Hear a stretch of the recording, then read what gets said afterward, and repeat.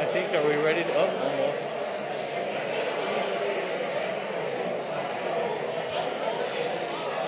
Do you see Nick Von Vaughn? I thought I saw him earlier, but I don't. He's the only speaker that's not in the front row. I don't remember.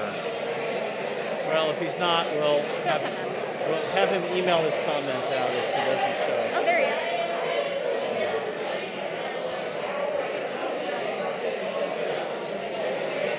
All right.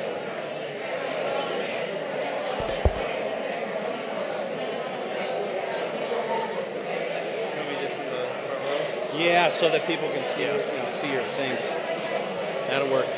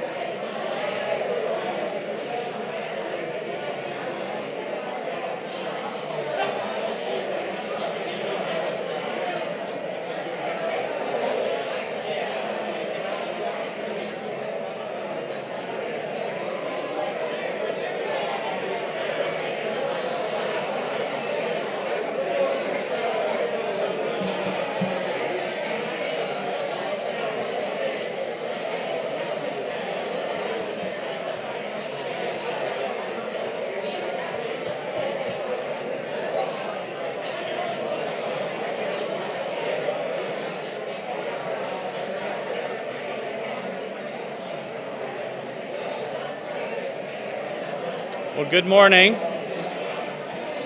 Good morning. Good morning. Good morning, good morning. Good morning to all. I would like to welcome everyone to our traditional Fall College meeting.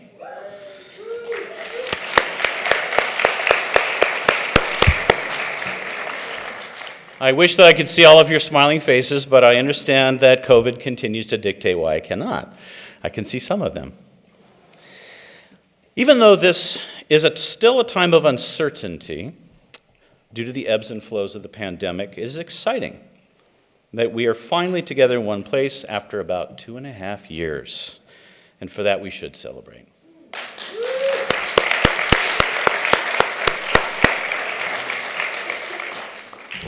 In my 20 years here at Cal Poly, I've been privileged to meet and interact with many, many inspiring colleagues, and I've made wonderful friends.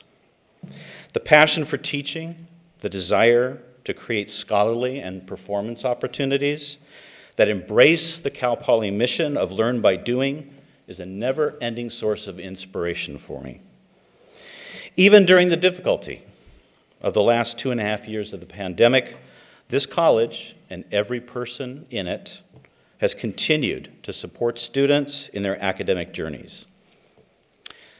As you all know, we have a large percentage of diverse students here at our college. These are folks who are first generation in many cases, or folks who come from economically disadvantaged communities, and we continue to do a fine job in expanding their academic horizons. For example, we have award-winning student organizations. The McNair program, although not exclusively inhabited by class students, was just refunded for 5 years.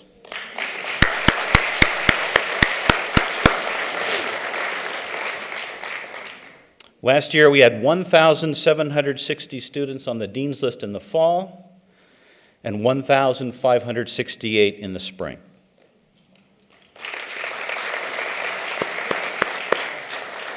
And last year, we graduated a total of 1,401 students.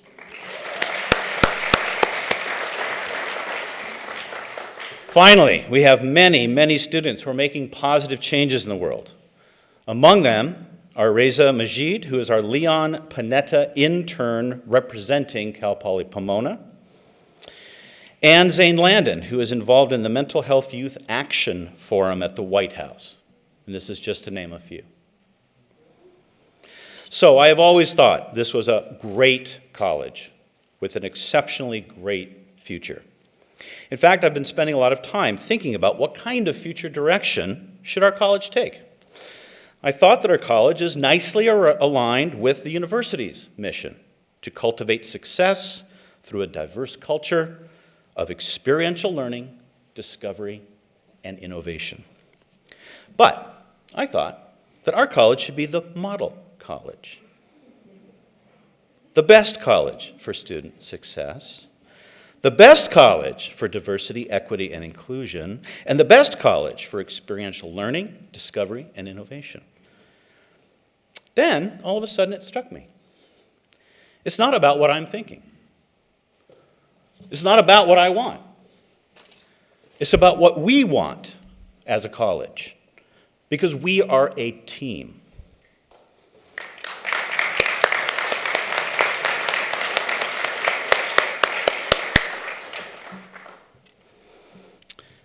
And we need to continue to work together to make that happen as a team. Now, this is not always easy, as we know from the last few years. We do need to acknowledge the constraints that act upon our team. Still, it's because we have awesome people that we make such a wonderful team. It's because we have great faculty that our students get a solid education and that we thrive in scholarly and creative activities. It's because we have great staff that our students get excellent support and departments thrive. It's because we have great departmental leadership that everyone gets such strong support from our chairs and other departmental leaders. And it's because we have great college leadership in the form of our associate deans and a college staff, that all our departments get efficient support and students get a great experience. And it's because everyone works together to get things done. And that too has had its challenges due to many external factors. Finally, but most importantly, we have great students who come here to get a deeply meaningful education, and we are all about making that happen. It's through everyone's shared time, talents, and treasures that we can continue to ensure the students of class thrive. Even though I'm a temporary leader, as the interim dean of the college, I hope to make a lasting impact, as do all of the numerous interim deans who are currently serving at Cal Poly Pomona. All but 2 colleges on campus, all of them have interim deans currently, except for 2 colleges. Yeah.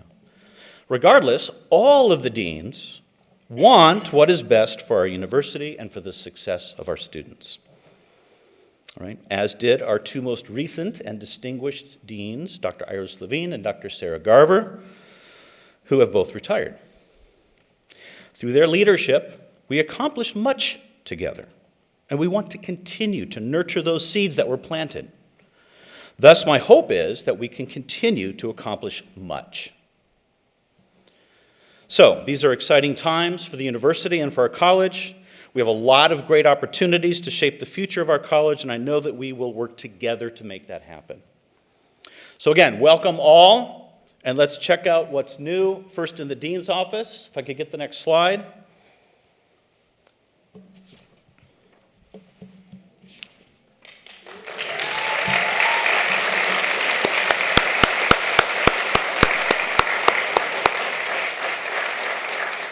We have 2 new associate deans. Dr. Brianne Davila served as the interim associate dean of academic programs and student success for about a year before applying for the permanent position in this role last May.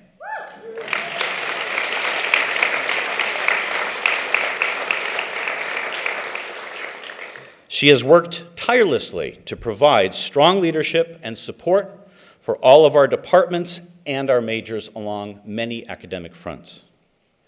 She came to this role from a position of deep involvement and expertise within the sociology department in matters related to curriculum and advising, as well as others. She complemented that work with all manner of college and university work centered on student success. She has both a long history of providing an excellent role model as a teacher-scholar and as a leader in instruction, advising, and evaluation. I've appreciated the opportunity to work with her in the past, and I look forward to working with her in the future. So.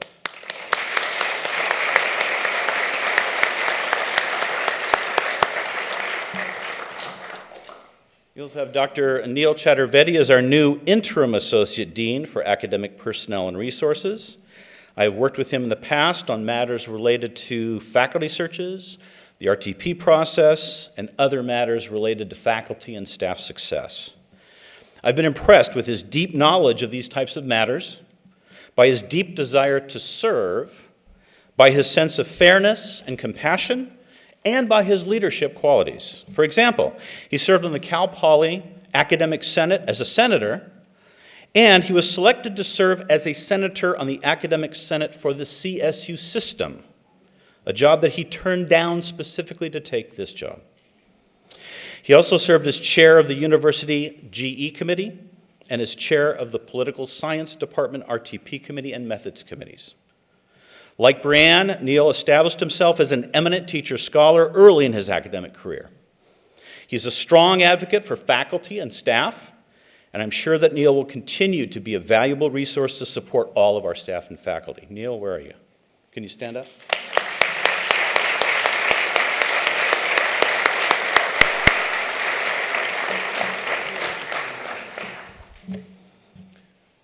We also have some new Dean's Office staff members. So I'd like to introduce Marissa Garcia, and then I'll ask Dr. Davila to come up and introduce the other two. Marissa Garcia is our new Director of Development. We share her half-time with the College of Education and Integrative Studies, and she's been actively engaged in fundraising activities since she joined us in April. She comes to us from Cal State LA, where she served both the College of Natural and Social Sciences and the College of Ethnic Studies for about 4 years as their Director of Development. Prior to that, she had over 13 years of experience in the area of fundraising at a variety of different institutions. So she has the depth of experience necessary to make a big difference here at Cal Poly. We're very excited to have her working with us. Where's Marissa? Stand up.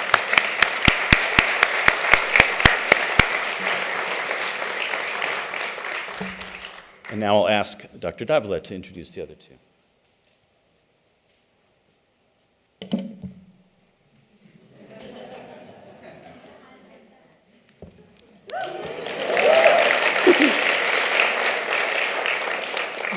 These things aren't made with me in mind. I'm very excited to introduce two new staff to you all. Cynthia Perez. Will you please stand up, Cynthia?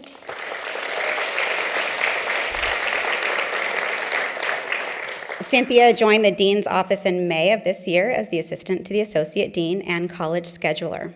She joined us from Cal State San Bernardino, where she worked in human resources and IT services and brings a wealth of experience and skills to class. Most recently, she worked as an Administrative Support Coordinator 2 for the Office of the Vice President and Chief Information Officer in Information Technology Services at Cal State San Bernardino. In this role, she handled day-to-day office operations such as scheduling and travel, hiring and managing student assistants, and event planning, just to name a few things she did. She earned her BA in Business Administration with a concentration in Public Administration from Cal State San Bernardino. And outside of work, Cynthia enjoys hiking and walking, shopping, traveling, and making arts and crafts with her daughter. Welcome, Cynthia.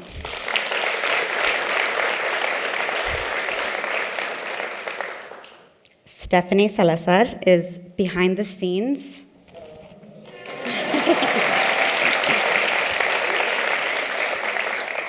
Stephanie joined us in March of this year. She holds a bachelor's degree in communications from Cal State Fullerton and a master's degree in English from Cal Poly Pomona.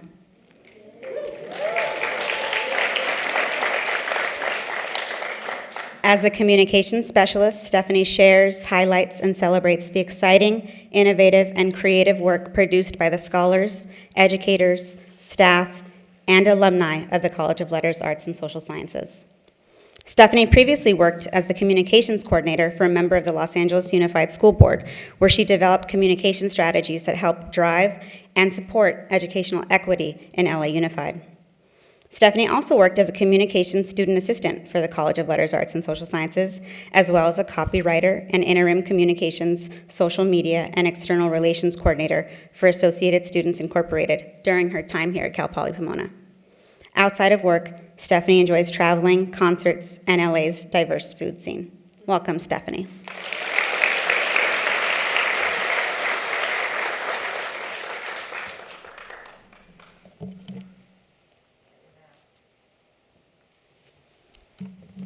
Thank you, Dr. Davila.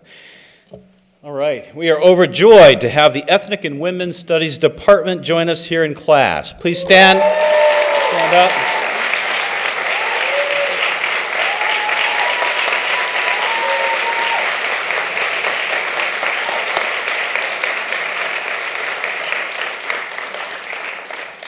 Welcome, welcome, welcome. This is widely perceived as a kind of coming home, since this department was a member of class a while ago and they're returning to us.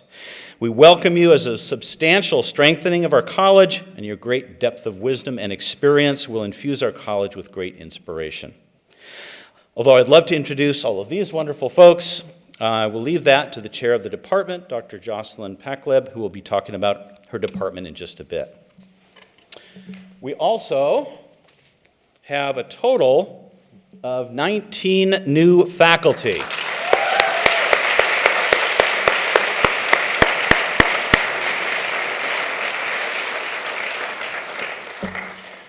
And the chairs of each department will introduce those folks in just a bit. This upcoming academic year, we will be searching for 11 new faculty.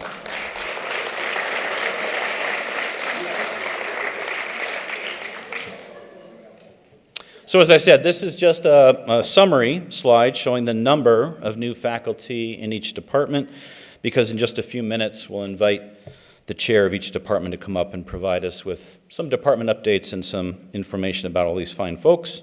So we'll leave that up to each chair.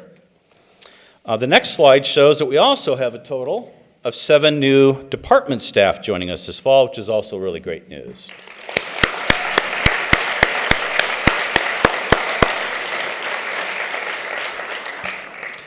We are still in the process of searching for a coordinator for the sociology department. Again, this is just a kind of a summary slide showing the number of new staff in each department, because again, the chair of each department will be able to provide us with some additional information about those folks. So, next slide. This is the part of our meeting where, in a minute, I'll ask each chair to come up and give highlights about their departments. But I first want to pause a minute to say a few words about all our staff. We've introduced so far at least the idea of new faculty and new staff, and we will soon get details about those folks from our department chairs, but I want to take some time to acknowledge the hard work of all our staff in this college. As we all know, we have a great number of staff who work extremely hard and provide a wealth of knowledge, expertise, and skill to helping to run this college.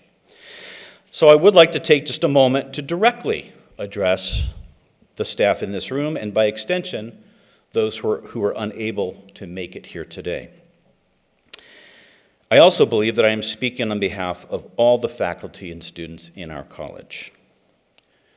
You are all an important part of the team, and we would be nowhere without you.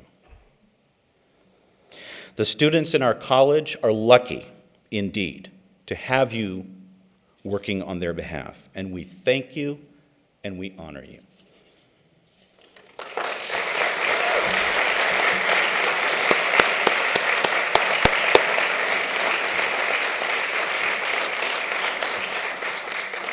I'm not done yet. Why do we thank you and honor you? We'll be out of here in about 2 hours.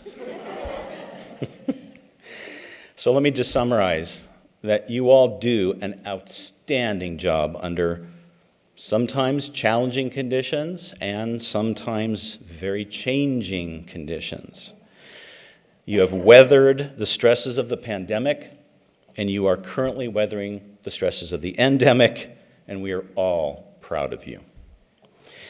On a more personal note, during my last 3.5 years as an associate dean, it has been my distinct pleasure and honor to learn from all of you about what it takes to make a department and a college successful. And believe me, that's a lot. I know from our interactions about the many challenges that you have risen to meet. And I know that you approach these challenges with unfailing grace and dedication to the college and the departments and the students that you serve. So thank you. Thank you all.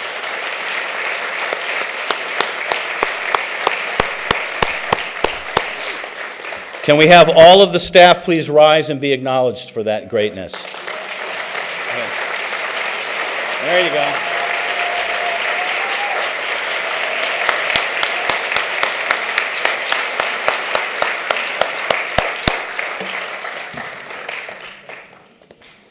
Thank you.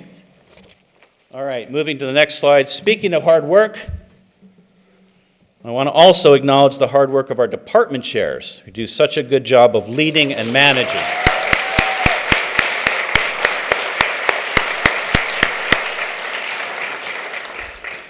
These folks have a wealth of knowledge and use it efficiently and expertly to keep things going well within their departments. It has been my distinct pleasure to have worked with these college leaders and to continue to work with them. I'd like to introduce each chair to discuss highlights about their department. We'll do this in alphabetical order. So first we have Dr. Nell Horowitz from the Department of Communication.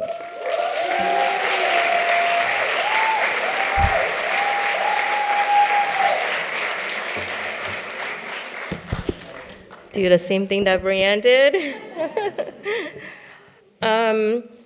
I'm not going to repeat the stats on the slide since you can all read them, but I would like to take this opportunity to just acknowledge my faculty and staff. We just undergone program review last year, and I'll just make one remark about that I think really exemplifies our department is our 2 reviewers and our 2 internal reviewers and external reviewers use the term inspirational in describing our staff, our faculty, and our students. They were very surprised that after 2 years of pandemic, we were still able to have an inclusive and supportive culture.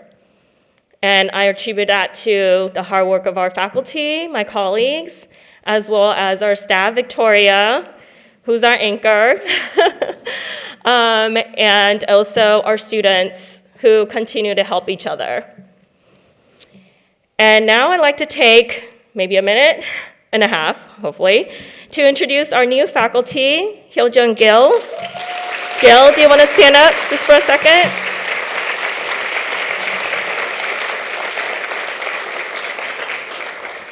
Gil received his PhD in journalism and mass communication from the University of Wisconsin in Madison. Before entering academia, he was a reporter at local television and radio stations in Columbia, Missouri. His research interest in political communication focuses on topics related to misinformation, interactive media use, and civic engagement. His research is timely and relevant to the news profession and online misinformation, and his work emphasizes the importance of media literacy. He has published in highly ranked journals in our discipline, and may I add, as the lead author, in the Journal of Broadcasting and Electronic Media, Communication Research, Communication Studies, Communication Research Reports, Asian Journal of Communication, and Mass Communication and Society. He's already an exemplar of teacher-scholar. His research and teaching are closely related to each other. As one of his letter writers stated, as a scholar interested in how culture and ethnicity influence the way we receive political information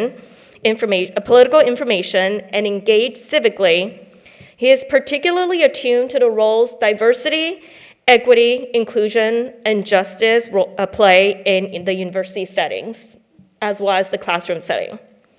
His recommendation letter also noted his deep commitment to building an inclusive environment for his student. And that was very much evident in his teaching demonstration when he was visiting campus last fall.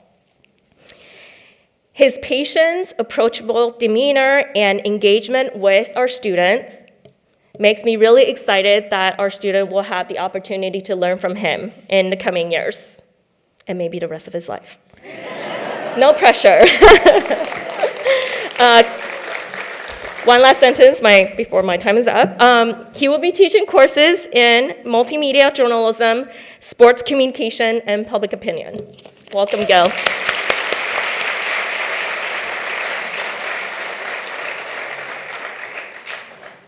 Thank you.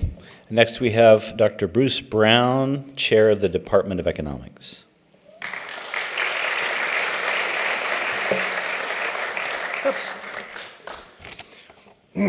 As you can see from the slide, the Economics Department has 6 tenure-line faculty, down from 14 when I was hired in 2000.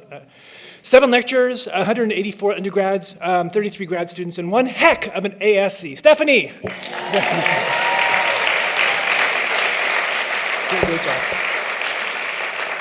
Although small, we pack a mighty punch. Examples of research and scholarly activity include Hien Nguyen, who published Firm Equity Risk, Bank Lending Standards in Macroeconomy and Cogent Economics and Finance. Shi-Ting Hu, who just was promoted to associate, published, it's a mouthful, Estimation and Efficiency Evaluation of Stochastic Frontier Models with Interval-Dependent Variables, with 2 co-authors in the Journal of Productivity Analysis. And Greg Hunter received a merit scholarship for his last year of law school at Chapman University, where he will finish his JD this December.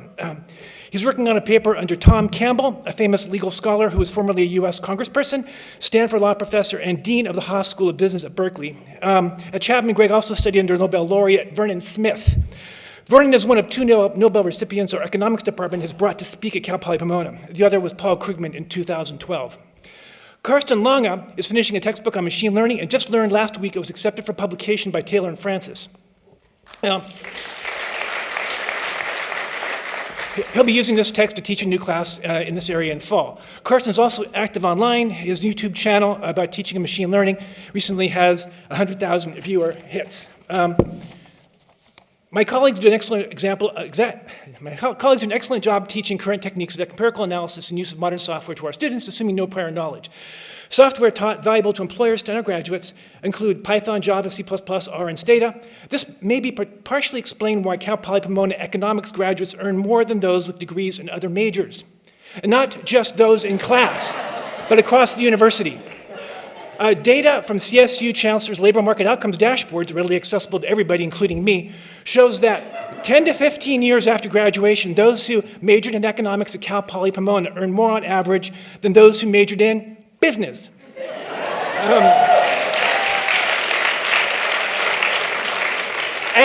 And more, even more than those who earned their degrees from majors in the College of Engineering. Specifically, those who graduated 15 years ago, average earnings with a BS in economics from Cal Poly Pomona is $148,000, where those from engineering is $136,000. I think it's important to note that a proportion of historically underrepresented groups and first-generation students is similar to that for the university overall. Currently, half of our majors are identified as Hispanic and nearly 30% as Asian. It's gratifying to know that we are having a positive impact into career opportunities available to our students and hopefully their lives.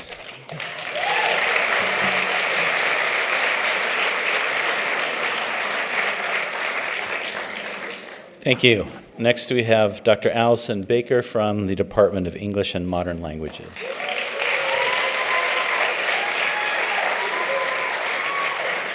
Good morning. So we are large and complex. This is from our photo from our graduation that was virtual, but we are a large, dynamic, lots of moving pieces department. 600 students, 700 if you count the minors, 6 minors, 2 majors, 4 options, 3 graduate programs, lots going on. And a new linguistics and language lab, this is very good. So this is the greatest thing about our department, apart from our people, is the fact that it's blended, right? It's got a lot of synergy between the languages. Everybody loves and uses and wields language in interesting ways in our department, and we all kind of fuse together and hang together on those ideals. The literature, or the language and linguistics lab, is a new example of that. It's bridging the Spanish and the modern languages with the English linguistics faculty and students, and it's going to be available for students to use and faculty to run research through. All of that is happening downstairs on this building, right over in 24. The next most exciting thing that we have are 2 new faculty. So, and there they are. If I could have you stand as I introduce you. First, Dr. Rachel Burton, right over here. Rachel Burton has a PhD in English literature and an MA in media and film studies. She wrote her dissertation on the afterlife of slavery in the work of Toni Morrison. She has experience teaching literature and film and has written and presented on pedagogy, and she'll be teaching a variety of courses in African American literature and contemporary American lit. She comes to us most recently from Indiana University. The weather's way better here, and we're delighted to lure her back to the West Coast. She already knows that. Dr. Armando Collins. Where's Armando?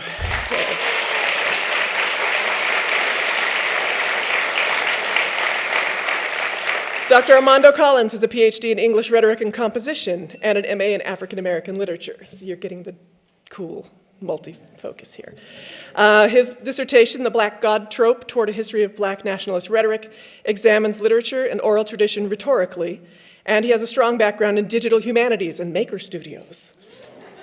In addition to teaching and research, he writes fiction and runs a podcast, and he'll be teaching a range of writing, literature, and Polytechnic experience courses for us. We're really excited to have both of these multi-talented, interdisciplinary folk. Welcome. Thank you.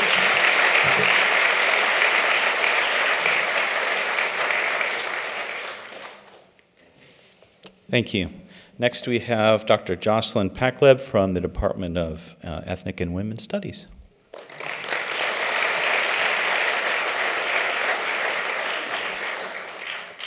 Good morning. As Dean Horner said, it is like a coming home for EWS and class. So welcome so much. Thank you so much for welcoming us all.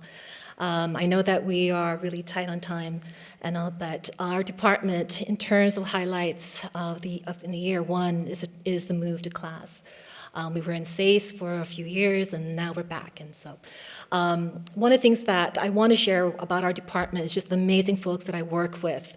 They're amazing because through the pandemic, the endemic, through even the transition, questioning, where is our department going to go, we have done well in the sense that my colleagues, my friends, continue to do their research, continue to do their service, continue to be committed to student success.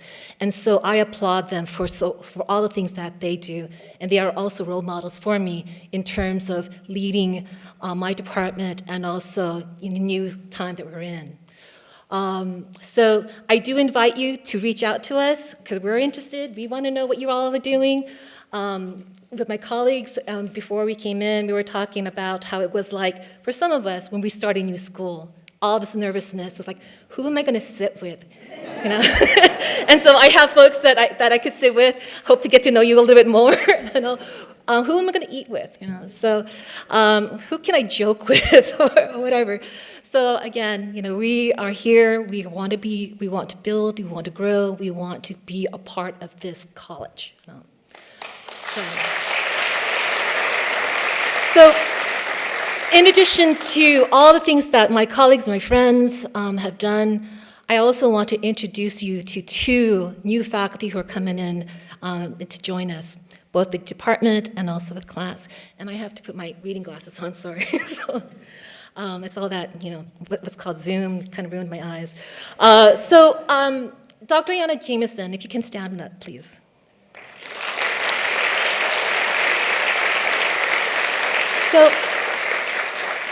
Dr. Jamison, thank you so much. Dr. Jamison, we're really excited of our new colleagues coming in. She's actually a graduate from Cal Poly Pomona with a BA in theater.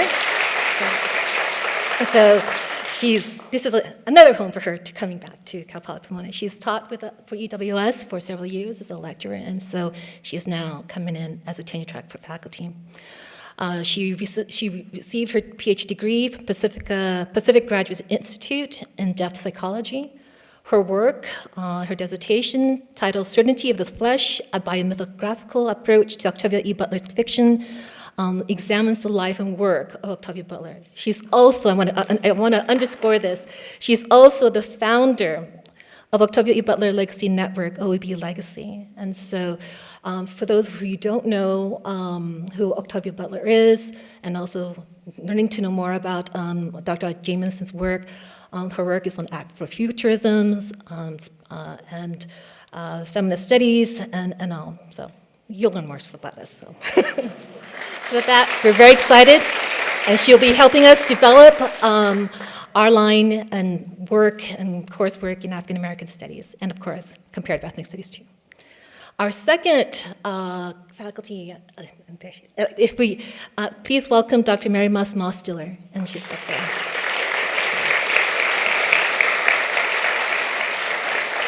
So, Dr. Moss-Stiller has an MA in Ethnic Studies from the San Francisco State University. So for those of you who know ethnic studies and the formation of it, it started at San Francisco State University. So welcome. She recently graduated from the University of Hawaii Manoa in American Studies. Dr. Dinico also is a graduate there. She is the first in her community, the Cham Muslim American community, to get a PhD, and that is something to celebrate. Her dissertation, Indigenous Asian Muslim Refugees, the Complex Identities of Cham Americans, examines children and also children of refugees from the Khmer Rouge Red Genocide and also the Vietnam War. She examines the social construction, racialization, and erasure of Cham Muslim Americans' intersectional identity through the frameworks of critical refugee studies, indigenous studies, and critical race theory. So please welcome our two new faculty. We are going to do some amazing work. And with that, thank you so much.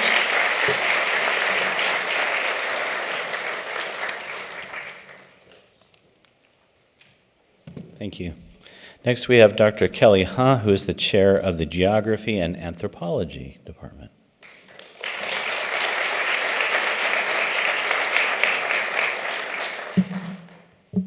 Maybe I don't need it. Okay. Good morning, everyone. Department of Geography and Anthropology has many talented and enthusiastic faculty and students with a very special staff member, Remy Burton. She here? All right, so we, like other peer class departments, it takes time to feature all of their excellent achievement in 1 to 2 minutes. But here, I would like to highlight our two alumni, Mr. Daniel Barnum, class of 2020, who also did a double major in Science, Technology, and Society in Philosophy as an interdisciplinary program in class, who was accepted to the Department of Urban and Environmental Planning and Policy in UC Irvine as pursuing a PhD degree. And Miss Emily Prison, a geography major, a class of 22, a McNair scholar, also a minor in multimedia journalism and communication. She was a minor in the communication who got accepted to the geography master's program at George Washington University. There are so many talented and proud alumni who recently graduated and got accepted to graduate programs and full-time jobs as well. We truly value student success as our faculty success. Here, another thing I want to share on this podium is that we have an additional department faculty mini member, Baby Q, Amy's newborn baby boy, who is about 6 months old. Welcome back, Amy, after her maternity leave in spring 22.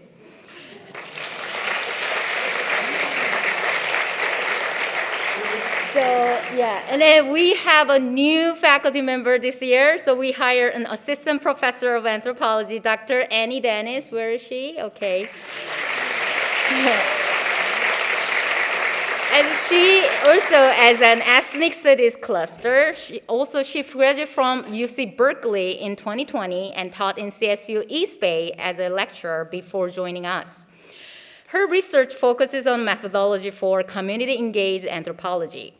She combines social science and art to work with the Natings, indigenous and Japanese American communities and support their rights to heritage sites, land, and water. Her current research project investigates the social impacts of Spanish irrigation system in Los Angeles from the 1700s to the present. We are very thrilled to have Dr. Annie Dennis join our department and class.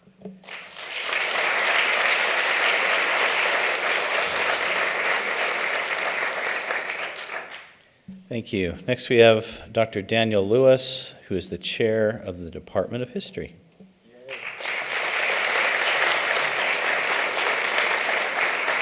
Hello there. The History Department is continuing to do what it does. All of our faculty are quite active. A number of books have been coming out or will be coming out this year, and so that's very pleasant. Well, it's great. Pandemics really don't affect us. We can just sit and make up things, so that's a bit helpful. We do have, much to our surprise, a new faculty member. When you put 3 historians on the search committee, I suppose it's not much of a surprise. But nonetheless, if you look at his resume, at his CV, Dr. Kumar, Ashwati Kumar, if you wouldn't mind standing up.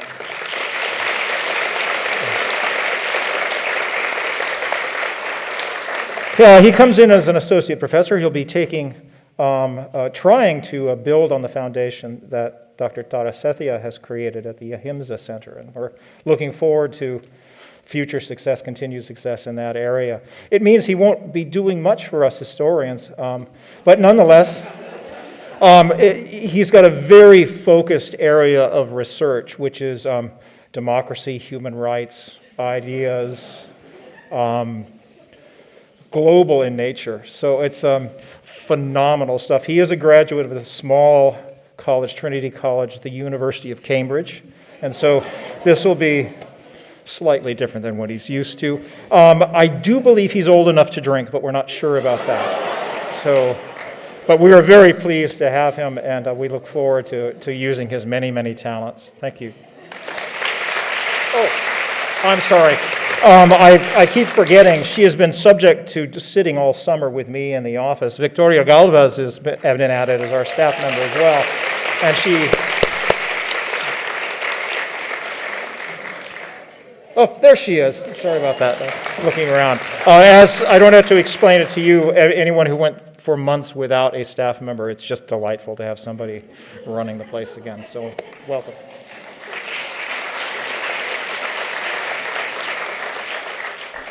Thank you. Next, we have Dr. David Coplin, who is the chair of the Department of Music.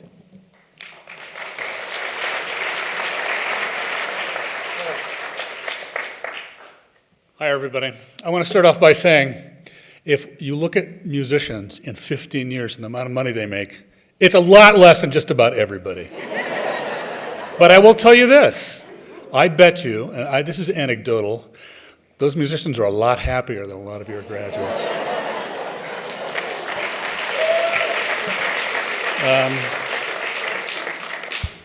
Pandemics do affect musicians quite a bit, performing musicians for sure. We can't do what historians do. Some of us do research, but many of us perform, and it's been really hard to be face-to-face with other performers, and you can't do it over Zoom, though people have tried. We are coming back, and I want to point out that the random facts that I picked out or filtered through about our faculty, they're just only the tip of the iceberg, and tip of a really big iceberg. We have Grammy Award winners on our faculty. We actually have a new Grammy Award-winning adjunct who's joining us this fall and asking for more money, by the way, David. I also want to point out something on this slide that we try to teach our GE students. That a song is not a work. Beethoven didn't write 9 songs, he wrote 9 symphonies. Nadia Spachenko is here today, is always active. In fact, she's more active than 8 other people. I don't know how she does that. Evan wrote a piece for her, and that was performed this summer at The Barge, which is a very famous music festival in Brooklyn. Anyway, I've lost my thing here. We've overcome a lot of stuff. We had a tent. I don't know if you guys saw our tent. We did performances in a tent and rehearsals in a tent. It's gone, sadly, because there's a lot of issues with singing and blowing, and oh my God, you know. But I think we're past that at this point. Mostly what I'm talking about is staff. The next slide.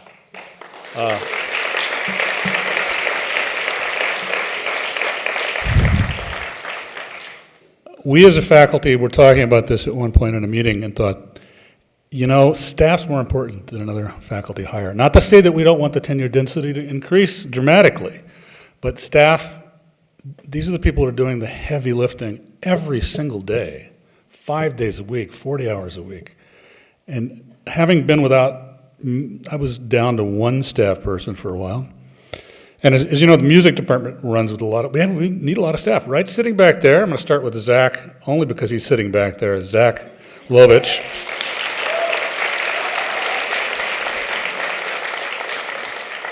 He's behind the scenes, right? You didn't even know he was back there, did you? Yet he's made everything happen before we started in here. He's making it happen now, and he's going to make it happen afterwards. Crucial person. Music technician, comes to us from the University of Nebraska in Omaha. I think he's glad to be out of the humidity. Very deeply skilled person in a lot of areas, has a master's in composition, a master's in fine arts from the University of Chicago. Underpaid, let's just put it that way. 2 other faculty or staff have joined us in no particular order. I'm going to do this alphabetically. First is Ashley Bagwell. Is Ashley sitting in here right now? Stand up, please.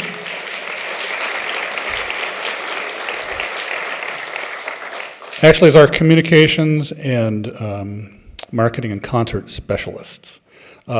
If you want to know what that is, you have to talk to me. It's a long explanation. But when we do concerts, or when we do events, or when we have the provost office call us about an event they need a musician for, Ashley's the person that's doing that. She's going to be overseeing staff in the hall here, overseeing money. We brought in a little bit of money this spring, and she's a great addition, came from Azusa Pacific, does graphics, deals with the website. I don't know about you guys, but I tried keeping the website updated without anybody to help. It's a nightmare of suffering. There's at least 1 or 2 people in here probably good at it, but I'm not. And it's so great to have Ashley here, so. And last but not least, Iris Shatsko. Oh, God. Iris Shatsky. Iris is another overqualified person who has degrees from the John Hopkins, DMA from Peabody, John Hopkins School. I'm sorry, it's early, man. I'm a musician. Noon is when I start to wake up. Master's from Juilliard, comes to us from MIT and New England Conservatory, and she's really underpaid too, I've got to tell you. Just a little. She's saved my life, folks. I'd be writhing on the floor in a fetal position over here today if it not for her. And she's done it in a very short period of time. In fact, both Ashley, Zach, and Iris have come in and just done an incredible job, and I just got to take my hat off to the staff at the campus and what they do here.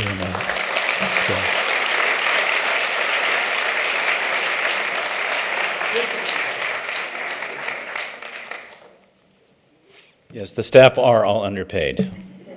You heard it from me.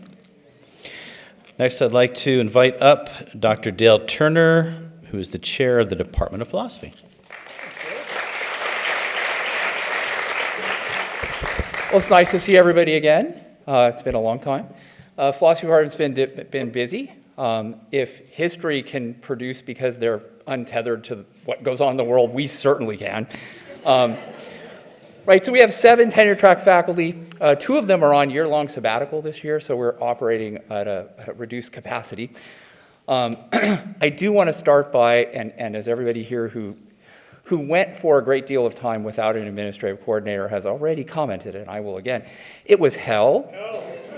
And we are grateful for what we take to be our savior, Vanessa Aldez. So hopefully she's here.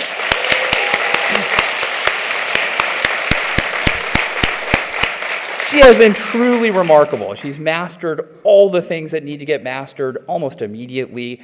I can go back to being the lazy bum that I've learned how to be as a department chair, right, and do virtually nothing and pass most of it on to Vanessa, and it gets done effortlessly. It's just fantastic. So, thank you so much, Vanessa. We are so glad you're here. A couple other quick highlights. Our Ethics Bowl team, which we field every year, went to nationals last year. We did not win, but we at least went.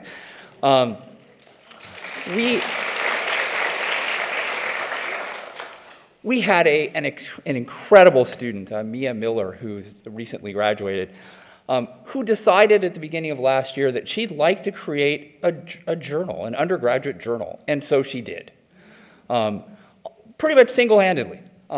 With the help of our faculty advisor, Dr. Corey Aragon, we published the first volume in the spring of the Undergraduate Journal of Ethics, Policy, and Social Justice. So we'll publish our second volume this spring. Briefly, our faculty have been super active, as you might imagine, because we don't have anything to do but write stuff.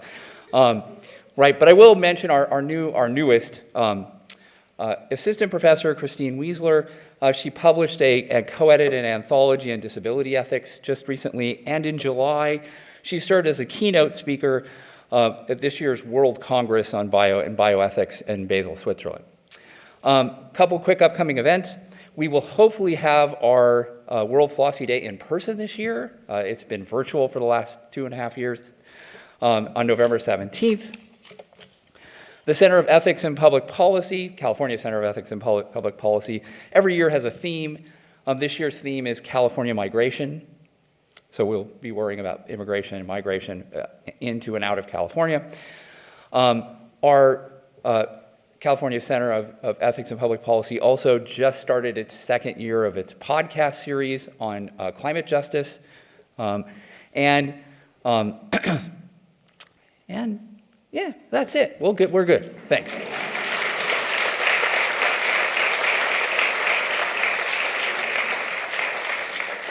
Thank you. Next we have Dr. Mario Guerrero, who is the chair of the Department of Political Science.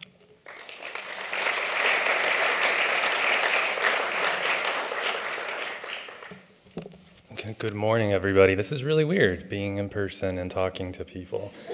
So I kind of want to go off about tenure density a little bit. Tenure density is approximately 50% across the campus, and we're doing great things, and I want to emphasize that we've been doing great things during the pandemic. Our workloads are large, and we need to hire more than 11 faculty members in the college per year.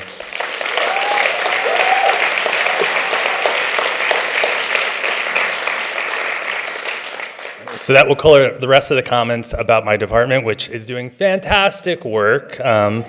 And I'll first begin by sharing that our department has been the largest that it's ever been in terms of enrollment. In our 52-year history at the university, we now have more than 450 undergraduates and Masters of Public Administration students, more than doubling our enrollment in just the last 10 years. And I know this is similar at other departments. Currently, we have 13 tenure-track faculty and over 25 adjunct faculty. And as you'll hear from my comments about faculty research, our department has embraced the learn by doing ethos of the campus in our senior capstone program. Each year, approximately 100 seniors present original research projects in a thesis paper or an assessment of their senior internship placement. Even during COVID, the department organized oral presentations for each senior and their projects. And we returned to an in-person conference last spring, incredibly. And our senior capstone is a high-impact practice that we value quite a bit. It brings students to our research, to our scholarship. We funnel a lot of students to PhD programs, some of the top PhD programs in the country. But it also highlights the rigor and impressive research undertaken by our faculty members, solidifying our places as teacher scholars here in class and at the university. And I want to congratulate both Brady Collins and Robert Nines for their tenure and promotion this year.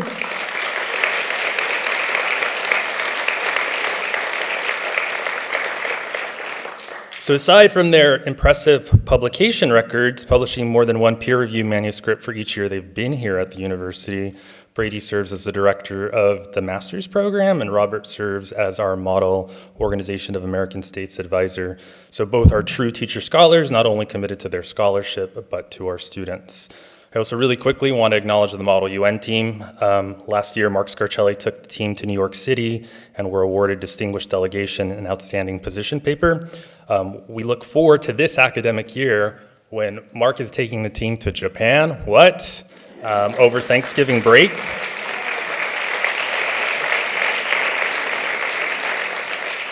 And we'll continue the New York trip in spring. In addition, Model OES will travel to Washington, D.C. Our judicial internship program will take students to shadow judges and cases in the Pomona Courthouse. We have an undergraduate research journal that we've been publishing for 5 years, and our celebrated study away, study abroad programs are planning trips locally to Palm Desert, but also Italy this coming summer. We have 2 new faculty starting this year as well. I'll begin by introducing Dr. Jared Cuellar.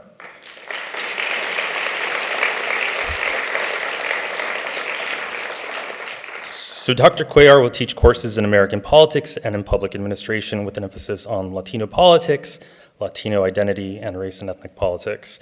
He received his PhD at USC and has already published work on election forecasting. We were also in a fortunate position to be able to participate in last year's Ethnic Studies Cluster Hire Search, and Dr. Liza Taylor is our second faculty member joining our department this year as part of that initiative.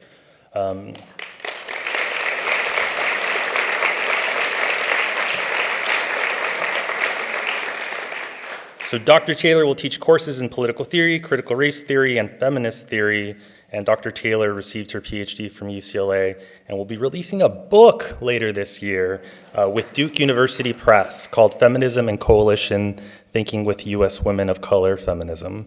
So we're excited for their energy and expertise that these 2 new faculty will bring.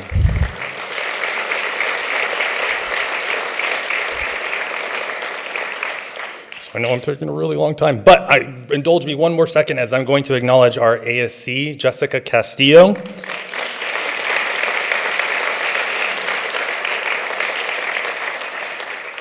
So this is Jessica's first all-college meeting. She's been with us approximately a year. She started right after last year's college meeting. She's an alum of Cal Poly. She received her bachelor's and master's degree in the English department. And my faculty know this. I cannot say enough good things about Jessica. Jessica is amazing. She's brilliant. She belongs in a PhD program. She is the lifeblood of our department. We were one of the departments that didn't have an ASC for a couple months. Yeah, and especially after the early exit program, I'm enjoying the support for staff, but we need to pay them better.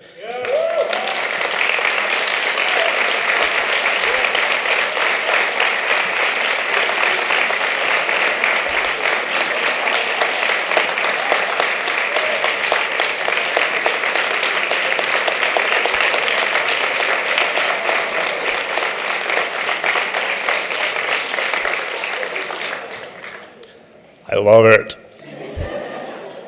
So as faculty, we just need to continually advocate for our staff members because it's not just Jessica, it's the entire college. Tiffany, Julie, Lizette, everybody in the dean's office, all the ASCs, all the staff advisors in the Student Success Center. Thank you for indulging me. I appreciate it. And have a good rest of your day.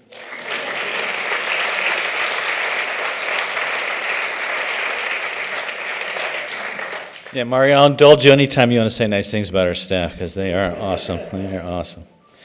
Next, we have Dr. Erica DeYoung, who will come up, the chair of the Department of Psychology.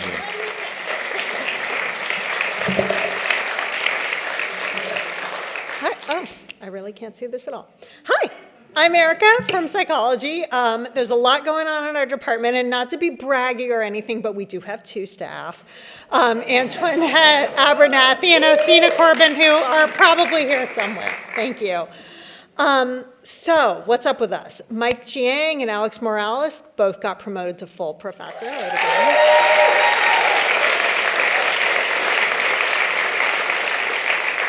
go. Kevin Autry got promoted to associate with tenure.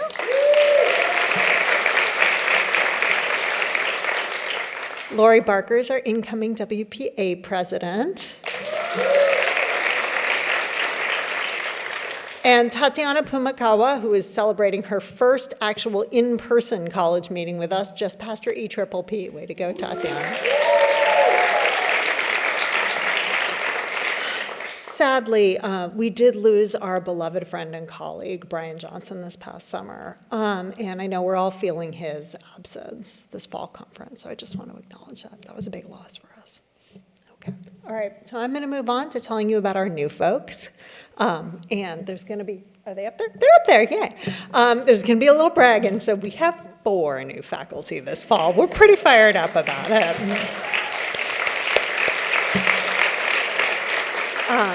So the first person I'm going to introduce is Rachel Baumsteiger. Rachel, are you here? Will you stand? Yay. Rachel is a developmental psychologist. She got her PhD at CGU just down the road, and most recently she was a lecturer for us and an associate research scientist at the Yale Center for Emotional Intelligence. Her research focuses include moral development, adolescence, and pro-social behavior. Welcome, Dr. Baumsteiger. Next, I'm going to introduce Tiara T. Ellis. Tiara, please. Tiara earned her PhD from Howard and recently completed her postdoc at Children's Hospital LA. She also recently got her license. So, her research includes community-based mixed methods projects addressing the adversities and strengths of Black and Latinx youth. She also runs a nonprofit in the area that does similar work. So welcome, Dr. Tiara.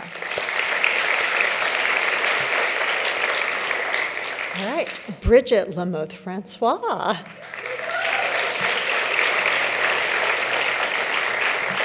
Earned her PhD in counseling psych at Texas A&M. Her areas, all right.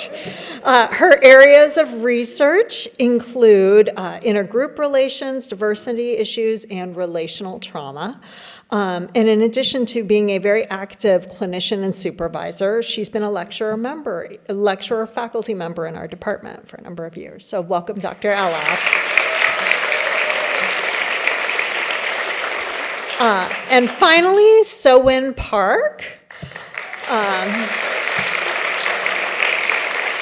Got her PhD at University of Iowa, and most recently, she was an assistant professor at Cal State Bakersfield, which is nice, but it's not us. Dr. Park's current research projects include cross-racial solidarity, identity development of immigrant youth and adults, and multilingual therapy practice and training. Welcome, Dr. Park. And since everyone's going a little over, I just want to say thanks to the folks in our union, particularly in our department, Nick Von Glon and Bonnie Thorne. Thanks for the raises, y'all. That was that extra money was super helpful. So.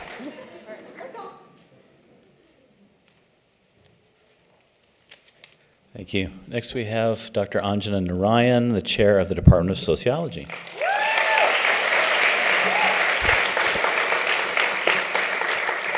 Good morning, everyone.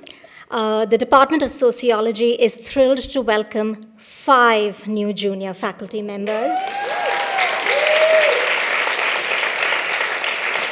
The largest cohort in the history of our department. So if you could kindly stand, Dr. Karen Gerstenberger, Dr. Bianca Haro, Dr. Sikani Robinson, Dr. Amanda Rodriguez Newhall, and Dr. Alejandro Zermenio.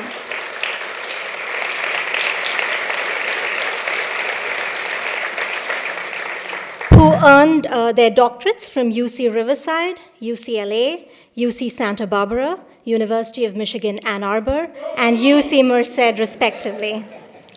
They are also the most interdisciplinary cohort we've had. 3 earned their PhDs in sociology, 1 earned her degree in education, and 1 holds a joint doctorate in psychology and social work. For these 5 new faculty, who all hail from Southern California, this is truly a homecoming. In fact, 1 faculty member is a longtime lecturer, and 2, Dr. Robinson and Dr. Zermenio, were alumni of the Department of Sociology at Cal Poly Pomona.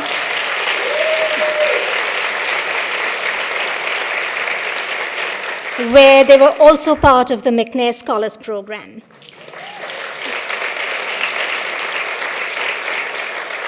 So these new faculty add to the diversity of our department, which since its establishment as an independent department in 2018 has been majority women and majority faculty of color.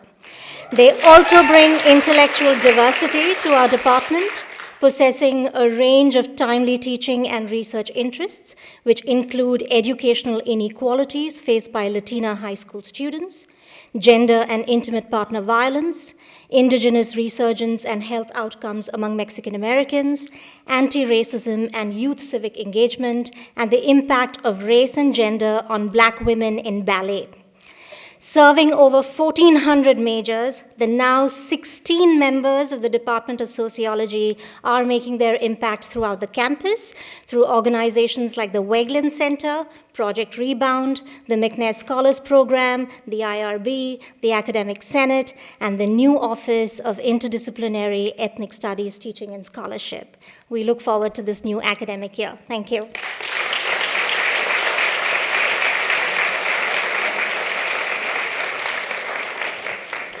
Thank you. Next, we have Professor Bernardo Solano, who is the chair of the Department of Theater and Dance.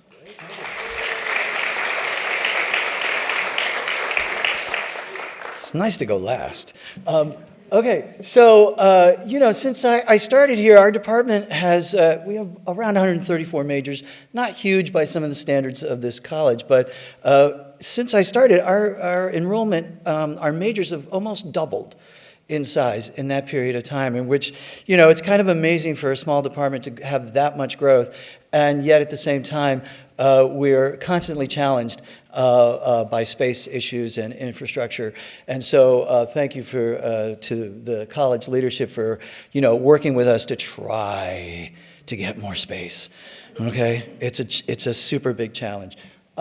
This fall, we are going to be producing 3 plays, As You Like It, by some author whose name escapes me, Spark by Caridad Savich, and a devised theater piece that will be created entirely by the ensemble of students.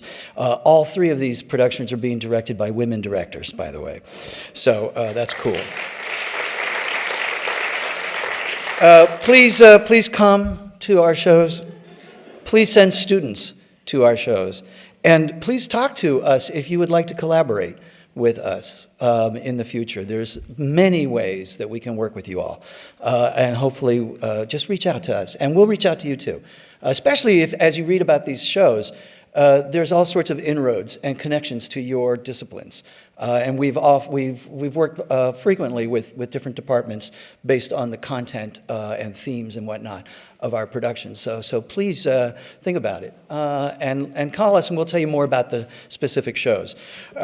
So that's just some information there. But now let's move on to our newest hire. Actually, before I introduce Josh, let me just say that Linda Basesti, who has been with us for 22 years, is finishing her FERP this fall. So this is her very last semester with us. She will be truly missed. And so thank you, Linda.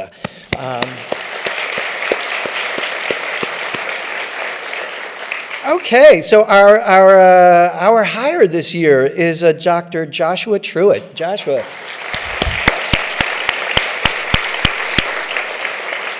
Josh comes to us from Ohio State University. He is an artist scholar whose work explores performance as resistance, resilience, and community builder. Based on continuing ethnographic research in Oaxaca, Mexico, his dissertation, called Performing Indigenous Fiesta Resistance, Muxe, Velas, and Zapotec Style, explores festivals of the indigenous Zapotec community in the Isthmus of Tehuantepec. In particular, he focuses on the activism performed by groups of Muxe, a non-binary gender identity within the Isthmus Zapotec culture. He's also a producer, writer, and performer, working across dance, theater, and new media. Thank you, Josh, for joining us. Dr. Truitt. Okay.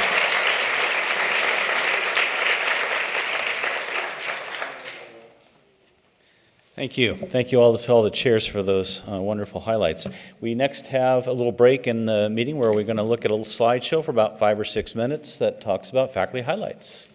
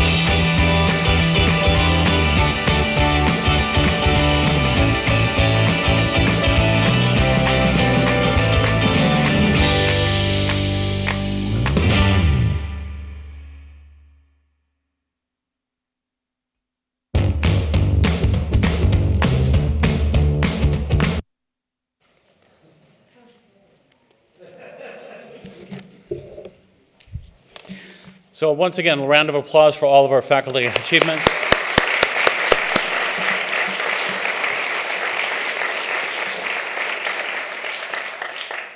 Thank you. Next, I'd like to say a few words about the Jose A. Gomez Faculty Excellence Award. The Jose Gomez Faculty Excellence Awards are made possible by generous support from Dr. Jose Gomez, Executive Vice President at Cal State LA, and alumnus of our Sociology Department.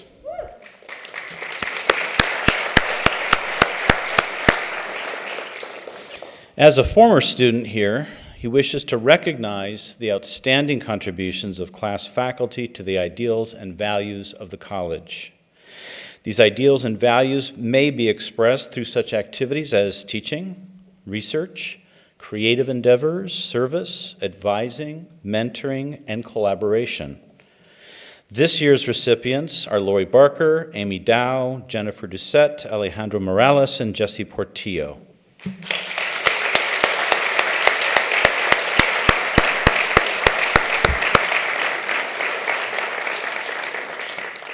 Congratulations to these folks. There were 10 faculty who were nominated, and these were the winners of those 10. And nominations for this award are requested each year in September. So please keep an eye out for that email announcement soon to come. And one last round of applause for these wonderful folks.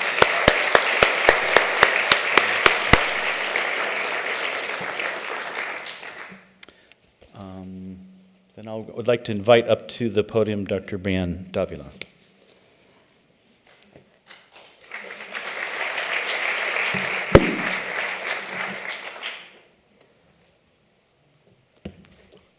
Hi, folks. I have the pleasure of introducing this year's Academic Advisors of the Year.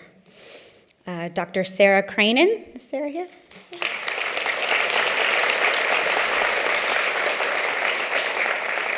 Dr. Sarah Cranen, Assistant Professor in the Department of Theater and New Dance, was selected as a class Outstanding Faculty Advisor for 2021-2022.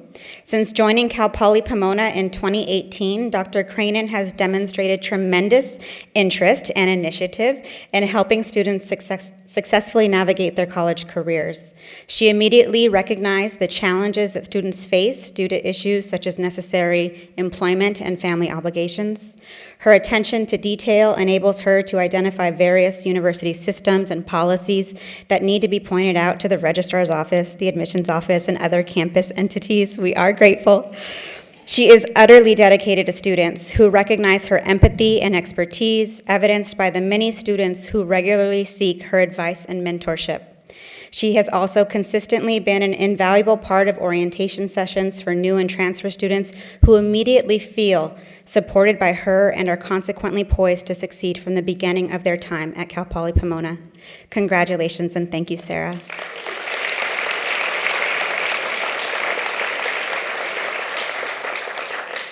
Congratulations to Maria Ansaldo, the Class Retention and Graduation Specialist.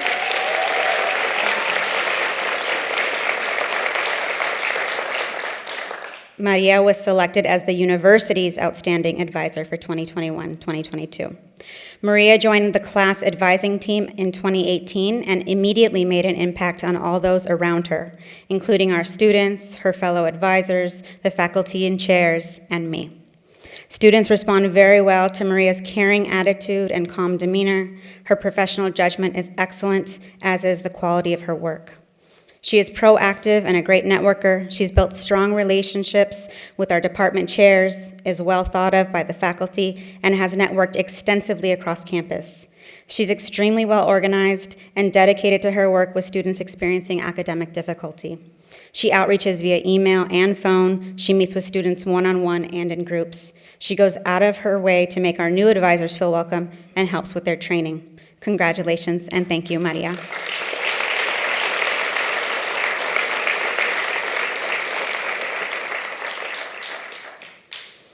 As always, things have been busy in the Class Student Success Center. This past academic year, class advisors held 7,862 advising sessions with our students.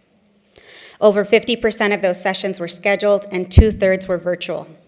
To meet students' academic advising needs, advisors also offered weekly drop-in hours and in-person appointments. The center provided students regular workshops on topics such as how to communicate with your professors and navigating online tools and resources. This summer, advisors helped welcome 615 new freshmen and 786 new transfer students to class. This year, the university implemented a caseload model where each student is assigned an academic advisor who's listed in their student center on Bronco Direct and in CPP Connect. So listed here are the advisors' assignments by department. While the advisor-to-student ratio is narrowing, each class advisor carries a caseload of over 800 students. Despite this heavy lift, our dedicated team of advisors strives to provide accurate and compassionate advising to our students, and the Class Student Success Center consistently emerges as a model across the university for its student advocacy efforts. Many thanks to the Class Student Success Center team.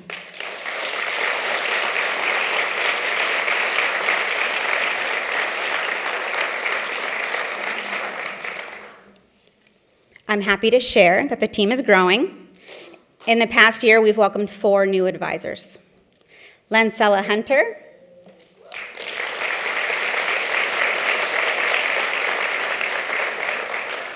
Lancella earned her bachelor's degree in liberal studies with a minor in psychology from the University of Redlands, where she was a track and field student athlete. She earned her master's degree in college counseling and student development from Azusa Pacific University. She has previous work experience as an admissions counselor at Mount St. Mary's University, where she helped recruit students, provided holistic, developmental, and personalized admissions counseling to students, and served as program advisor for the Peer Mentor Program. Welcome, Lancella.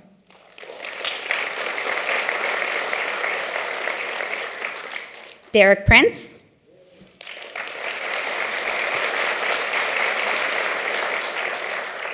Derek's originally from Long Beach and grew up in San Bernardino County. He received his Bachelor of Arts in Sociology from Cal State San Bernardino and Master's in College Counseling and Student Development from Azusa Pacific University.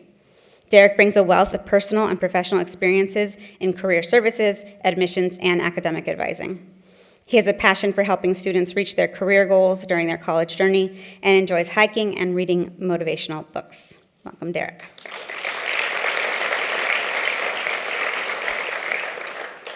Erin Ridgway.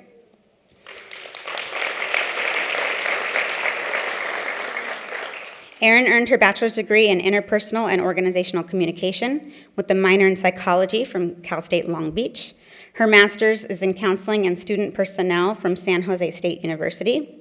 She has previous work experience as an academic advisor for the College of Science at San Jose State, where she recommended courses, assessed student needs, and worked to streamline and automate processes for student success.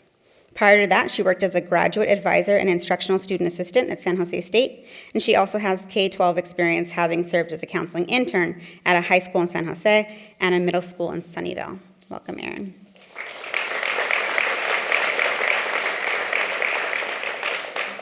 Jessica Rojas Avellaneda.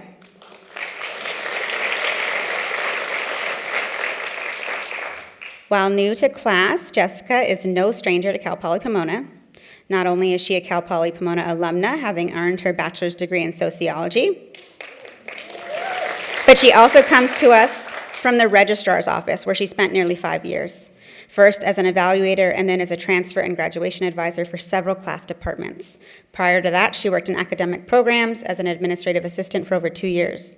Jessica serves as the university's Academic Professionals of California Chief Steward and is pursuing her master's in business administration here at Cal Poly Pomona. As you can see, Lancella, Derek, Erin, and Jessica bring a wealth of experience and long demonstrated commitment to student success to their new positions. Please join me in welcoming them to class.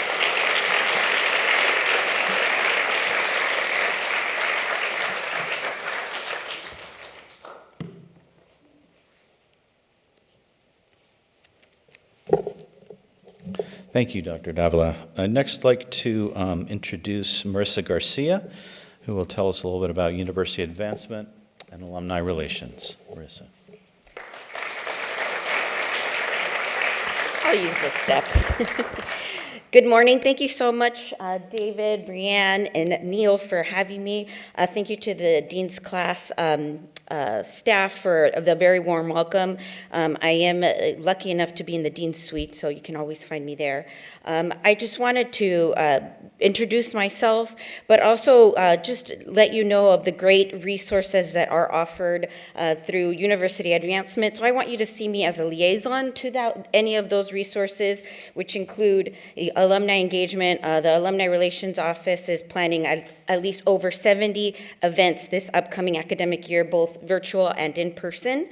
So more to come on those, including even a mentoring platform that is in the pilot stage and now is going to be fully live. Major gift strategies. So one of the best ways that I can describe what my role is really a matchmaker. And this morning, I just want to again applaud the wonderful work that's happening in all the departments. You haven't given me enough to talk about because that's all I get to do. I get to be the spokesperson for the college when I'm out in the community, and I am just so honored and pleased to learn of all the great work that's happening. And I just continue to be a sponge in my first few months here. So thank you so much for the opportunity to showcase you out in my meetings too. So thank you for that.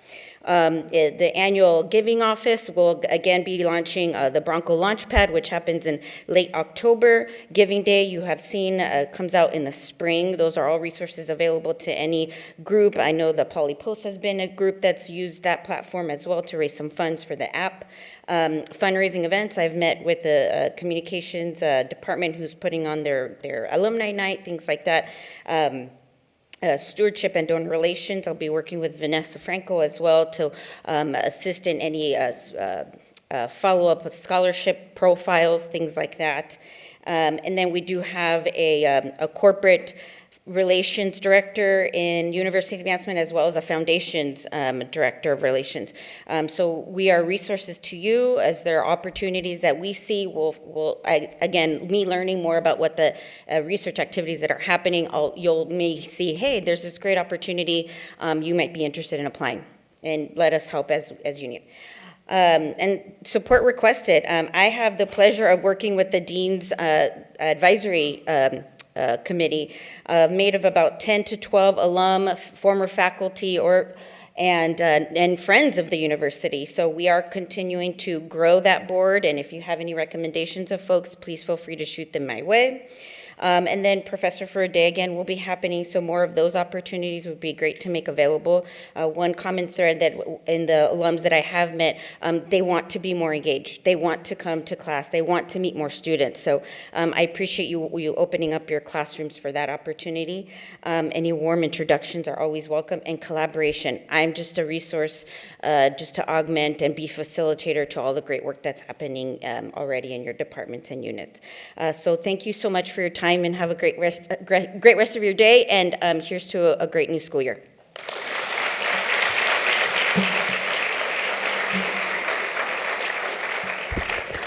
Next, it's my pleasure to invite up Dr. Mary Danico, who is the Michi and Walter Wegland Multicultural Studies Chair.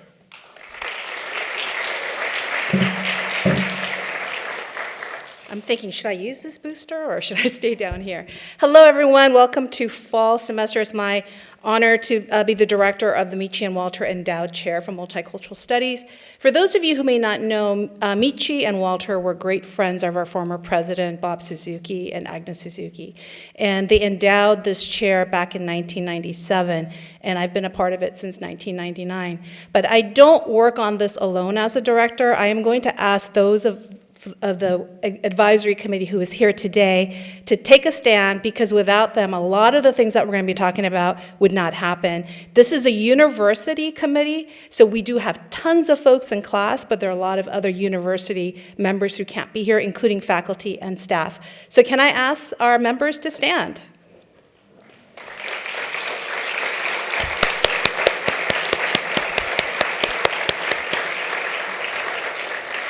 Thank you.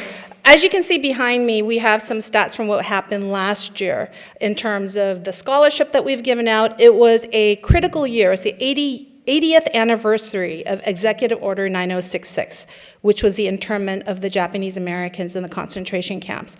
And so because of that, we gave out 2 $1,000 scholarship for students and 2 honorary mentions for students. So you can see we had communication and GEM student, we had psychology, and I think political science students who were receiving the award.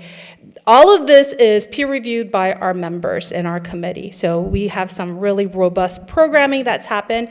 In the last 2 years, we had about 4,700 people tune in virtually to 25 events. And so while many of you may not have known about it, but we did remain a very vital, active role in doing programming for social justice. And the theme of thanks to our committee members is really about mindfulness, about care, about social justice, and how do we address the inequalities that exist. One thing that we did last year that was really impactful was we were able to go to Detroit, myself and my intern, to work with the 40th anniversary of the murder of Vincent Chin. And our students actually participated in gathering research that talks about the anti-Asian hate that has been going on for the last 5 years. And so they were able to document it, and it's in the legacy book. We also were gifted the biography of what I learned now is not Weglin, but is Veglein, biography of the family. So we're currently getting that translated, and we're hoping to have that published this coming year. A couple of things I would like to add, and I'm going to make it really quick, is that the committee and myself, we decided this year we really want to support faculty and staff. So through a lottery, we're going to be putting it out there that if you're doing social justice work largely defined, you can apply a very short application to submit for professional development funds. It's not a lot, but it's going to be $500, 2 awards for faculty, and 2 awards for staff. And so we're hoping that that's going to be able to provide some offset if you want to do some type of professional development. In addition, on November 17th, we're going to have a workshop with the skilled executive coach, but who also does DEI workshops and training for communities of color primarily, but it's open to everyone who want to move into administration role. And this is open to faculty and staff. And we're gonna have about 60 participants who can join in, so I welcome you to explore that. On a side note, before the pandemic, we really wanted to get global and local. So we're hoping eventually by next year we'll be able to take some folks abroad. I know that Kent Dixon in English is going to be taking students to Peru, and I'm going to be taking students to Korea in March. So I'm hoping through Weglin we'll be able to apply for the Hayes Fulbright, and we'll be able to kind of get a collective of folks to go as well. Finally, I am the Fulbright Alumni Ambassador and the liaison for this campus. So if you're interested in international scholarships, open to staff and faculty, it's not just for faculty, please contact me. Thank you so much.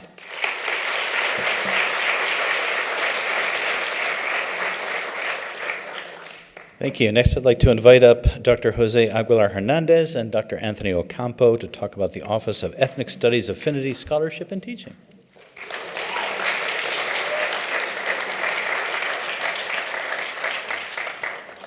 Good morning, everyone. Thanks for the warm welcome. I'm Jose Aguilar Hernandez, joint in EWS and Educational Leadership. My ghost is in the SACE college meeting right now as we speak. I just want to first thank my EWS colleagues for advocating for and voting me into this role as co-director of this particular office. Dr. Ocampo will share more about it, but I just want to pause and kind of provide a little bit of a historical significance of Area F, which is the newest addition to general education.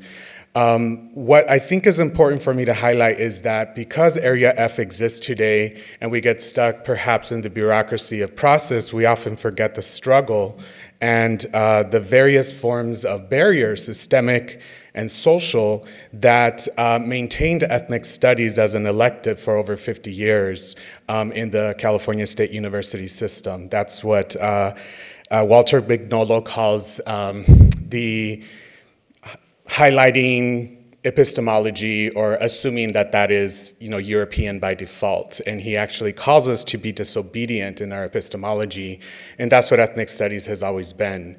So it's actually really exciting that Area F exists, but we can't involve the bureaucracy without first remembering that it took over 50 years.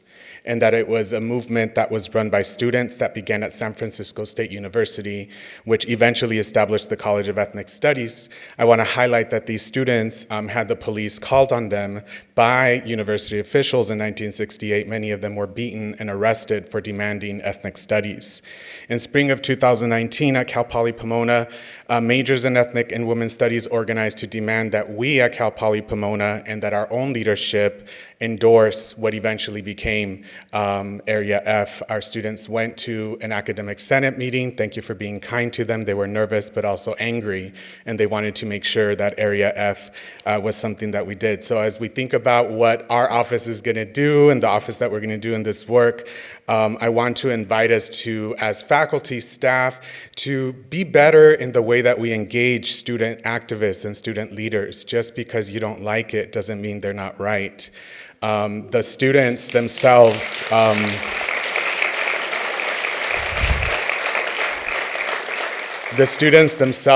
changed GE. Like, we can't even do that on our own. So we have to acknowledge the role of student activists in their role. And it's an absolute honor also to mention, I promised every time I talk about this work to always give a special shout out to California State University Northridge student activists who a few years ago were also arrested when they were protesting and demanding that this bill be implemented. So we're excited about this, and I just want to ask everyone to remember that as we build and envision that all the work that we do toward Area F is in mind with the efforts of past student activists. And I'm honored to do this work with a dear colleague, Dr. Anthony Ocampo, who is actually, long story short, we used to dissertate at Eagle Rock coffee table many, many years ago, so it's a full circle to be working alongside my colleague.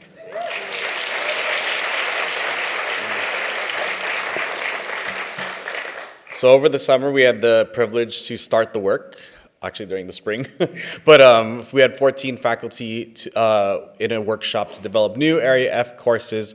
I just want to share a little bit about that.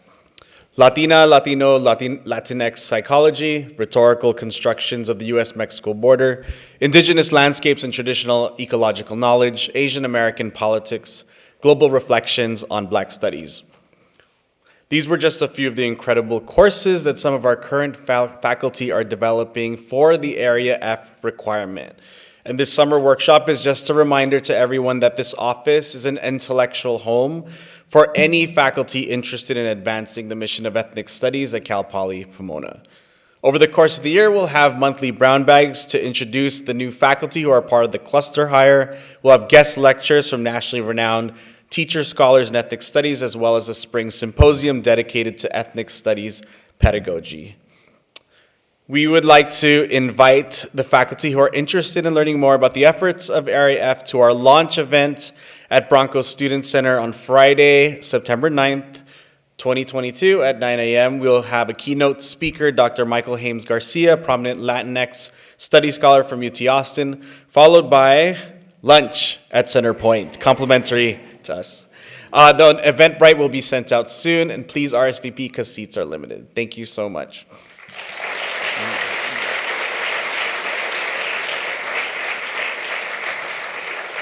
Thank you. Next, I'd like to invite up Dr. Tara Sethia to talk about the HIMSA Center.